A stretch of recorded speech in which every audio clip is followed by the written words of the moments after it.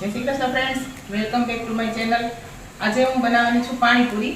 પાણીપુરી તો બધાના ઘરમાં બનતી જ હશે, પણ છતાં પણ આજ તમને એકદમ તદ્દન નવી જ રીતના રગડો બનાવવાની રીત બનાવીને શીખવાડીશ. તો ચાલો આપણે પહેલા પાણી બનાવવાનું શું જોશે ફુદીનાનું પાણી બનાવવા માટે.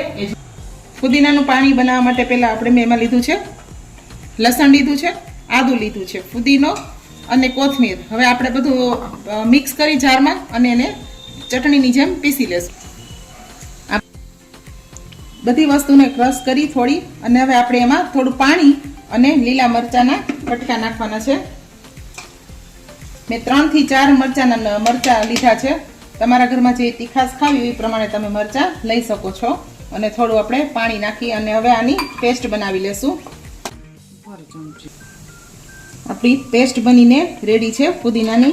હવે આપણે એને તપેલીમાં લઈ લેશું. પેસ્ટ મેં અત્યારે થોડીક બાકી રાખી છે અને થોડાકનું પાણી કરીશ. બાકીની પેસ્ટ હું સાઈડ ઉપર રાખી દઉં છું. આગળ શું કરવાનું છે હું પછી તમને આગળ કહીશ. હવે આપણે આમાં ઠંડુ પાણી મિક્સ કરવાનું છે. તપેલી આખી તમારે ભરી દેવાની છે. તમારા ઘરમાં જે પ્રમાણે પાણીનો ઉપયોગ થતો હોય એ પ્રમાણે તમારે ક્વોન્ટિટી કરવાની છે પાણીની. હવે આમાં હું સંચળ પાવડર નાખીશ. સંચળ પાવડર અને માર્કેટમાં જે પાણીપુરીનો રેડી મસાલો મળે છે પૂરી પાણીનો, એ નાખવાનો છે. એ હું 1 ચમચી ભરીને નાખીશ. હવે આપણે આને મિક્સ કરી અને ટેસ્ટ કરવાનો છે. પછી જોવાનું છે કે જો પાણી વધારે તમને ખારસવાળું જોતું હોય તો ફરીથી તમે મસાલો નાખી શકો છો. હવે આને હું પહેલાં મિક્સ કરી લઉં છું. મારે પાણીની ક્વોન્ટિટી થોડી વધારે કરવી છે, જેથી હું હજી 1 ગ્લાસ વધારે પાણી એમાં એડ કરી દઈશ. અને હજી થોડો આપણે પાણીપુરીનો મસાલો એડ કરી દઈશું. થોડો સંચળ પાવડર પણ હજી એડ કરી દઈશું. હવે આપણે આમાં લીંબુ નીચોવાનું છે, જેથી કરીને પાણીમાં તીખાશ અને ખટાશ બંને સરસ રીતના મિક્સ થઈ જાય.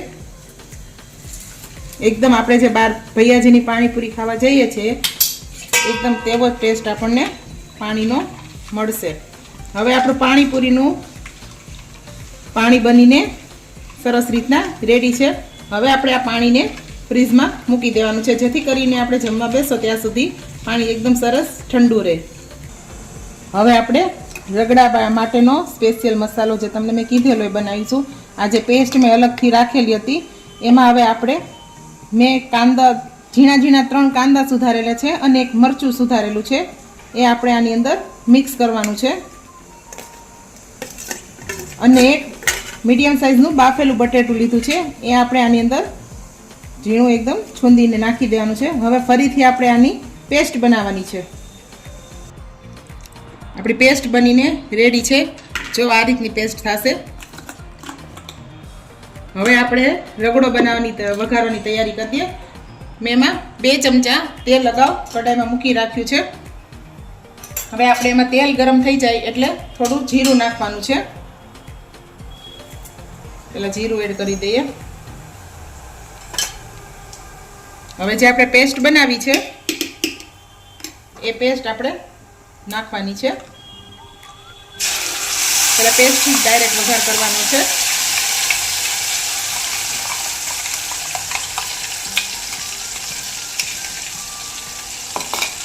હવે મેં બાફેલ બટેટું છે એને અગાઉ વચ્ચે એકદમ સાથેથી છૂંદી અને પાણી નાખીને રેડી કરી દીધું છે, જેથી કરીને બટેટામાં એકદમ ગાંઠા ન રહે. એટલે તમે જોઈ શકો છો જો એકદમ સ્મૂથ પેસ્ટ થઈ ગઈ છે. એને આપણે આમાં એડ કરવાની છે. હવે આપણે આમાં મસાલા કરશું. પહેલા એમાં સ્વાદ પ્રમાણે મીઠું નાખવાનું છે. થોડી હળદર નાખવાની છે. થોડી હિંગ નાખશું અને થોડું ધાણા જીરું. થોડું તમને જો ફાવે તો લાલ મરચું પાવડર નાખવાનું છે. હવે આપણે આને મિક્સ કરી લેશું. ગેસની ફ્લેમ ફાસ્ટ કરી દેવાની છે. હવે આપણે ગરમ મસાલો નાખવાનો છે. થોડો ગરમ મસાલો નાખી દઈએ. ગરમ મસાલો બહુ નથી નાખવાનો, 1/2 ટેબલસ્પૂન જેટલો જ નાખવાનું. લીંબુ નાખી દેશું. ફરીથી આપણે આને મિક્સ કરી લેવાનું છે. મિક્સ થઈ ગયા બાદ આપણે એમાં બાફેલા વટાણા નાખવાના છે. વટાણા પણ મેં અગાઉ બાફીને રેડી જ રાખ્યા છે. આમાં મેં સૂકા લીલા જે વટાણા આવે છે એનો યુઝ કર્યો છે.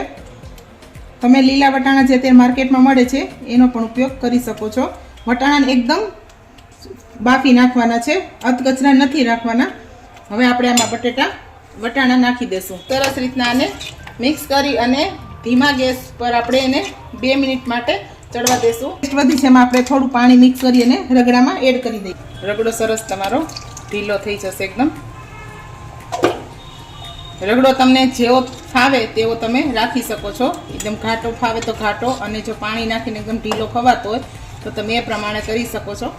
તમે એકવાર જરૂરથી આ રીતના રગડો બનાવજો, પછી મને કમેન્ટમાં કહેજો. તમને એકદમ બહાર જેવો જ રગડાનો, એનાથી પણ ખૂબ જ સરસ ટેસ્ટ આવશે. તમે બહારનો રગડો ભૂલી જશો. હવે આપણે ચણા બટેટાનો મસાલો પણ બનાવશું. તેમાં આપણે થોડી લસણની ચટણી નાખવાની છે,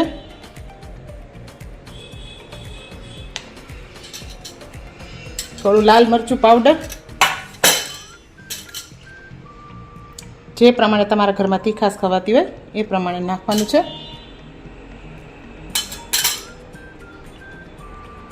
થોડું મીઠું નાખવાનું છે, એ પણ સ્વાદ પ્રમાણે નાખવાનું છે. મેં ચણા બાફ્યા તેમાં મીઠું નાખ્યું હતું, એટલે એ પ્રમાણે આપણે આમાં મીઠું એડ કરવાનું છે. અને થોડી કોથમીર નાખવાની છે. અને એમાં ચણા બટાટાના મસાલા માટે મેં લાલ ચણાનો ઉપયોગ કરેલો છે. હવે બધું આપણે નાખી અને મસાલાને મિક્સ કરી લેશું. તો ચાલો, બધાની ફેવરિટ એવી પાણીપુરી બનીને એકદમ રેડી છે. તમે પણ એકવાર આ રીતના રગડો બનાવીને જરૂરથી ટ્રાય કરજો. તમને પણ ખૂબ જ મજા આવશે અને બહારનો રગડો બિલકુલ ભૂલી જશો. તો ચાલો ફ્રેન્ડ્સ, મળીશું ફરીથી નવી રેસીપી સાથે. મારી ચેનલને લાઇક, શેર અને સબસ્ક્રાઈબ જરૂરથી કરી દેજો. આવજો. જય શ્રી કૃષ્ણ.